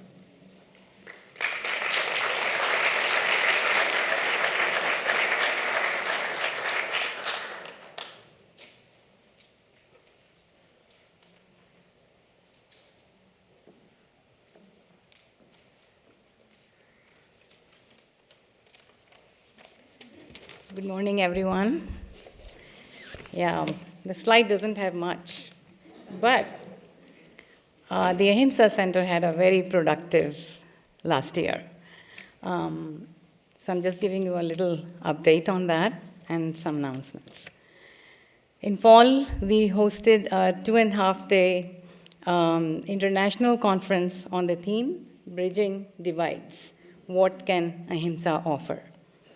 In addition to multiple panels, the featured speakers included Rajni Bakshi, the founder of Ahimsa Conversations, Ila Gandhi, granddaughter of Mahatma Gandhi and social activist from South Africa, Terry Gibbons, a prominent political scientist and founder of Brighter Higher Ed, And of course, Michael Nagler, who is a professor at UC Berkeley and a scholar of nonviolence. In addition, the center hosted 3 public lectures. In October, Dr. Michael Tobias, world-renowned ecologist, spoke on the topic, Nonviolence in the Age of Mass Extinctions. In November, Dr. Nico Slate, professor of history at Carnegie Mellon, gave a talk on the recipe of nonviolence. In April, Dr. Stellan Windhagen, endowed chair in the study of nonviolent direct action and civil resistance at the University of Massachusetts Amherst, spoke on Gandhi's 3-pronged approach. Of course, the big announcement that the Ahimsa Center has this year is the appointment of Dr. Aishwari Kumar as the new director of Ahimsa Center and the Sri Shantinath Endowed Chair in Ahimsa Studies.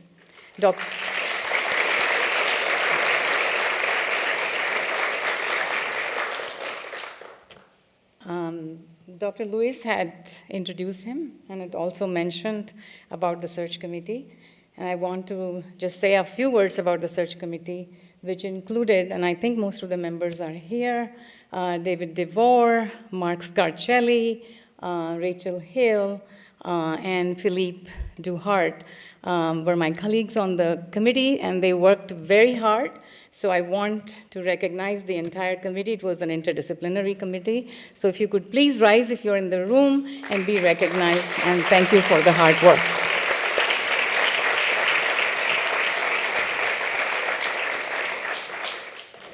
Dr. Lewis also introduced Dr. Kumar. I will simply add that Dr. Kumar's professional profile, his wide-ranging teaching, scholarship, and professional activities related to nonviolence, and his experience in working across disciplines will be useful for collaboration across our college and campus. We are really looking forward to his leadership of the center. University celebration will be on Friday, October 14th. Please save the date. Details will be forthcoming in early September. Finally, I want to acknowledge the faculty members who have been teaching in the interdisciplinary minor. If you are here, please rise and be recognized. You're playing an important part. We want this program to grow, and I would ask all of you, if your department faculty or students do not know about the interdisciplinary minor in nonviolent studies, that you would let them know and encourage them to explore the possibility if they would like to be enrolled in the minor. So if there are faculty members teaching in the minor, if you would please rise.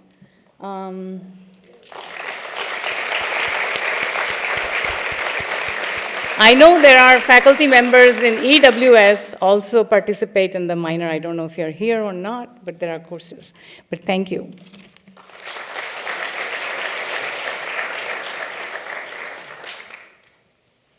Next, I'd like to invite up to the podium Dr. Aaron DeRosa to talk about inclusive excellence.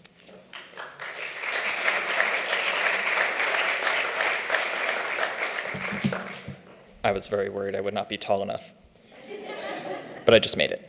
I'll keep this short. The Inclusive Excellence Committee was formed in the spring of 2020 by Dean Iris Levine to provide a space where faculty could move the needle on equity work in the college, following through on class's commitment to equity enshrined in our manifesto, the preamble of which is behind me, and the whole thing has been on the class website. I believe it's still there.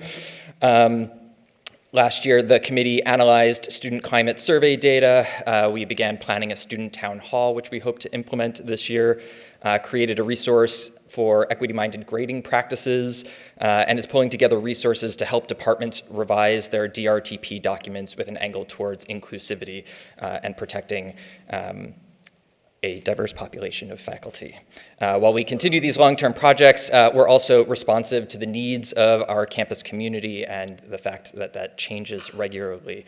Please do not hesitate to reach out to me or to every department is represented on the committee. Reach out to your representative on the committee, and we'll get on it. That's what we do. That's it. Thank you.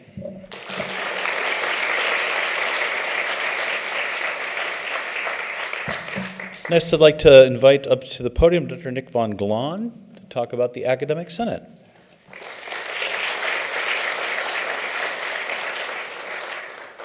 I was kind of hoping to go after Mark, the CFA updates, in case he missed anything. I could add it. I'm also your chapter president for Cal Poly, for CFA. But because of that, Dr. Scarcelli is going to be the one to give us our CFA update, probably next. There's a lot to do, especially with Academic Senate stuff coming up.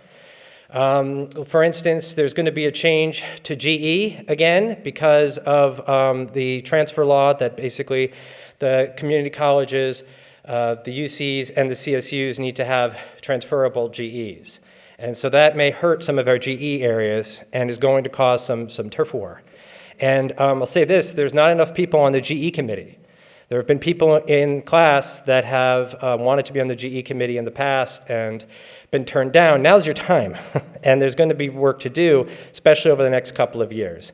And there may be on the lookout, maybe at the end of this academic year, there may be a standing committee to try to assess based on what work's been done, what we want in class, what we want GE to look like. So make sure you look out for those opportunities. In addition, Dr. Chaturvedi, who had become one of our state senators, has taken on a new role, so he can't be a state senator. So consider running for state senate. It's fun. Senate's fun. So we don't want an engineer, right, as we make these big determinations, be the state senator. And that's not a diss against engineering, but we want to make sure that we are represented. So consider that. And I will be coming at you and asking. So please, as Iris Levine used to say yes. Okay? Somebody, we really need to do that. In addition, I also want to say that, again, university policy doesn't happen by magic. It happens by hard work in the Senate. And so what happens is faculty, staff, and administrators can put forward a referral, and then that goes to the EC and then a standing committee. So if you're, get involved in a standing committee, if you don't want to be on the Senate as well, and run for Senate, make sure to do that work.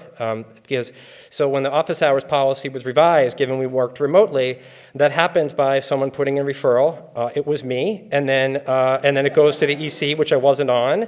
I was the chair of the Faculty Affairs Committee, and then that gets vetted by them, and then it goes back to the EC, and then back to the Senate, and then voted on twice, and then approved by the president.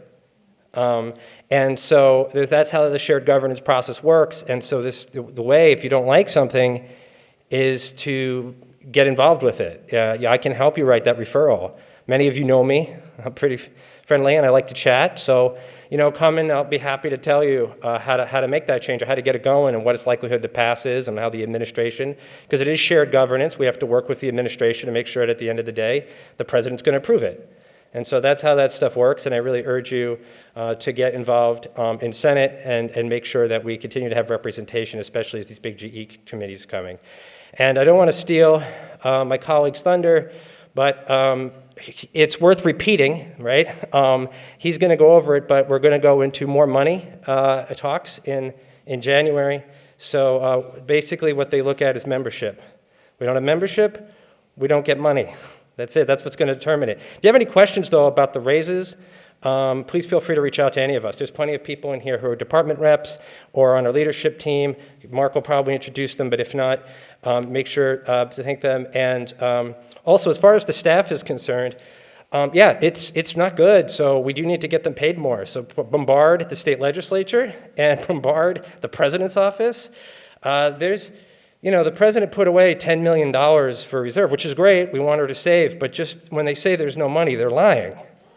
Just flat out, they're lying. There's money. I like to imagine, personally, I just, and I'll be done here, this is what I like to imagine. I like to imagine the $10 million they put away in reserve, which is great for savings. I like to imagine it's in a couch in Lanterman somewhere. And the president just goes and opens it up and, gives the money to the consultants. That's where the money goes. Okay, let's get it going to our staff. Thank you.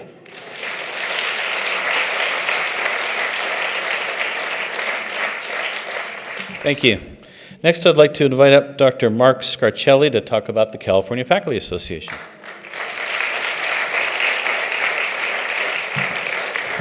Thank you, everybody. I know we're all eager to get out of here, so let me do this very quickly. First of all, the CFA, that's our union, that is our faculty union, is a very active union. It is a force to be reckoned with, but only to the extent that we have the membership levels high enough to give us the leverage that we need to deliver results.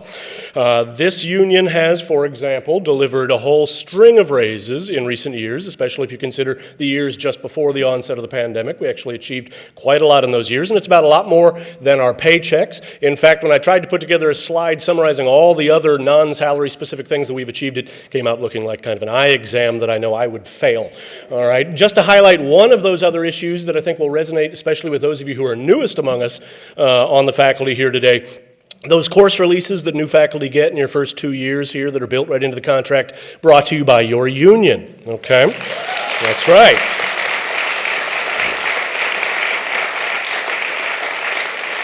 However, last year's new contract had been delayed for so long by the time it was signed, the modest raise that CFA had negotiated had already been surpassed by the rate of inflation. Now think about that for a second. That means that we have to fight, even flirt with threatening a strike, just to break even. That is unacceptable. Worse yet, due to financial shenanigans in Sacramento just this summer, about $100 million was just removed from the budget that was supposed to fund those raises. That is also unacceptable. Now, we face a lot of other headwinds as well, far more than I have time to go into today. One that's been touched on more than once already, though, rock bottom tenure density. This campus had about 2/3 tenure density in 2008 before the Great Recession. Within just a few years, that plummeted to about 50%, and it's still there. Now, I want to remind you, and I don't want to let them forget, the leadership of this campus publicly and repeatedly pledged to get that up 2% every year until we got back to 2008 levels. That has not been happening, and we need to hold them to account because that is not acceptable.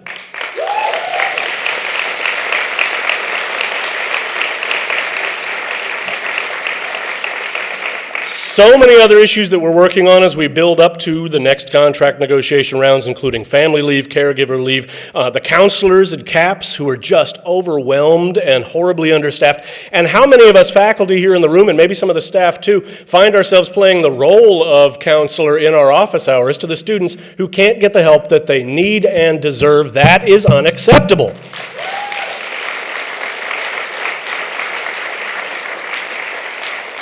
All of this is happening in a context of increasing administrative bloat. The number of management positions at the top that didn't even exist before just keeps going up. And skyrocketing compensation at the top, where one employee on this campus just got a 29% raise, by the way, which was just a slap in the face, frankly.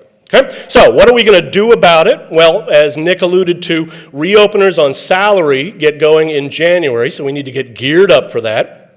We're only as strong as our membership, so join. If you've already joined, get involved.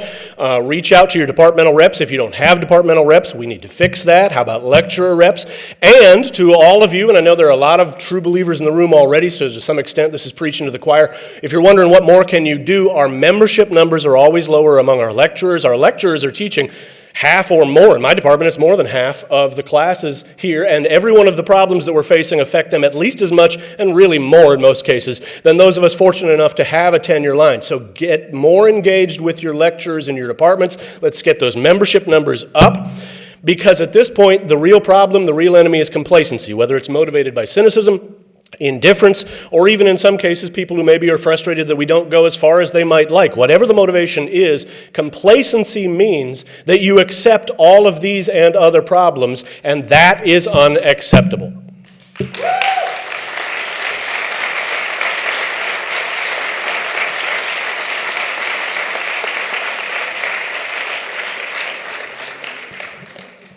Thank you. So we saved lovely entertainment for the last part of our meeting. Before that starts, I just wanted to mention two things. One is that this fall conference does take a lot of planning. So I'd like to have 5 people stand if they're still around. Lizette Rayella, Stephanie Salazar, Brianne Davila, Vanessa Franco, and Zach Lovich.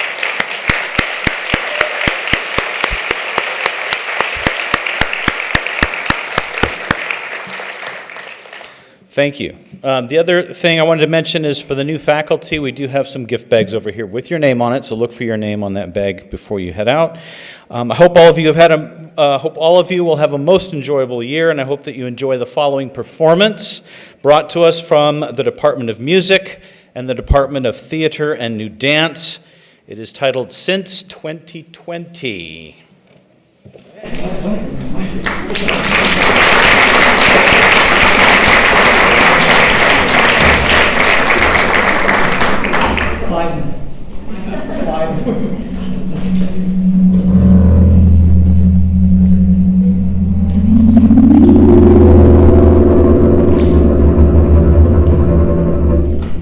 If you would like to know how it feels to be in hospitality during this coronavirus pandemic, remember when the Titanic was sinking and the band continued to play? Well, we're the band.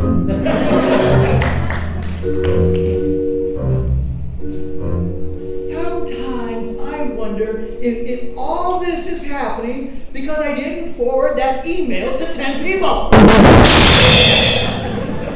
Until further notice, the days of the week are now called this day, that day, other day, someday, yesterday, today, and next day.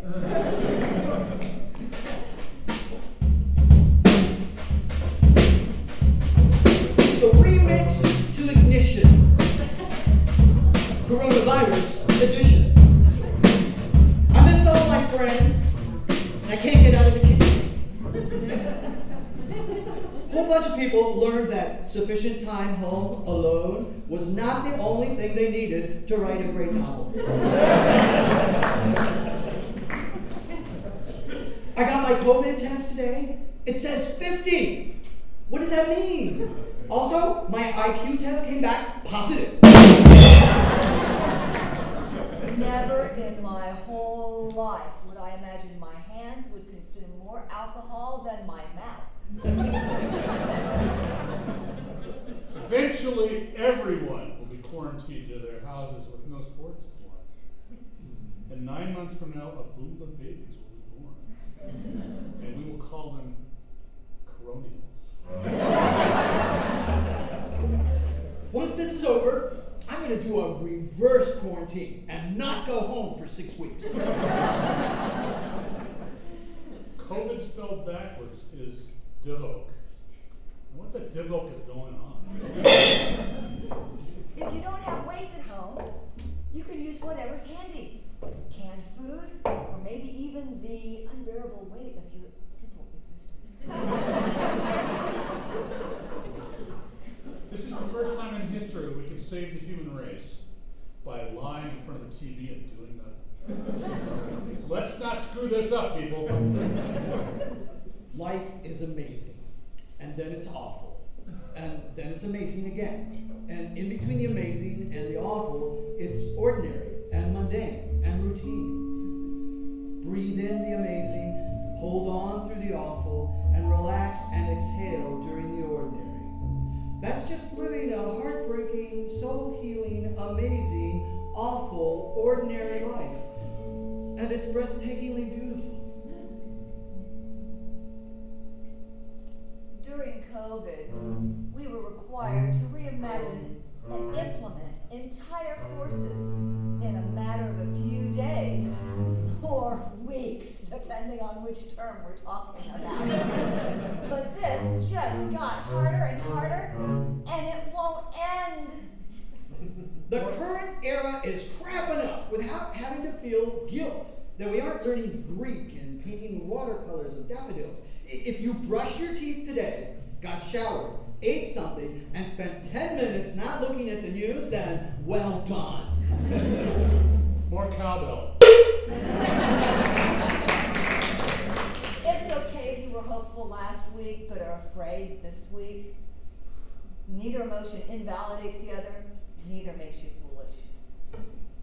He said there are only 2 days in the year nothing can be done. One is called yesterday, and the other is called tomorrow. So today is the right day to love, believe, do, and mostly live.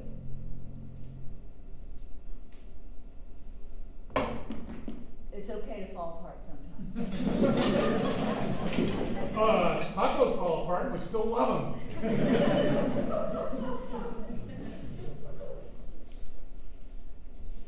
When all this started, I was like, today I'm gonna make myself a honey Dijon pork chop over risotto. Now I just wake up like, eggs. Eggs. You're allowed to cry. You're allowed to fall apart. Life gets dark sometimes, and you're allowed to have a reaction. So let your tears fall. Let your heart pour. Let it all out until the weight of the storm has passed. Before you know it, your sky will clear up, the sun will come out, and she will fill your heart with light again.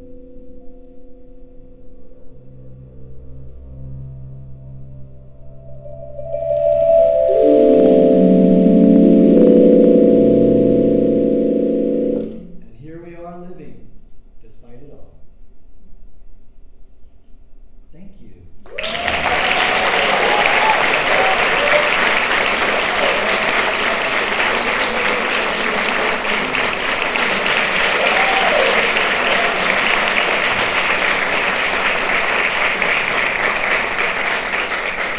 I want to make one pitch that Bernardo did earlier.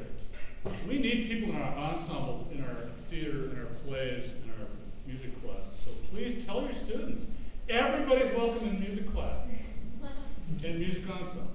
It gets balance in your life. I honestly wouldn't have made it without this guy. Thank you.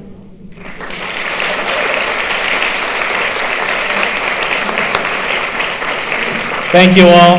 Thank you very much. One last round of applause.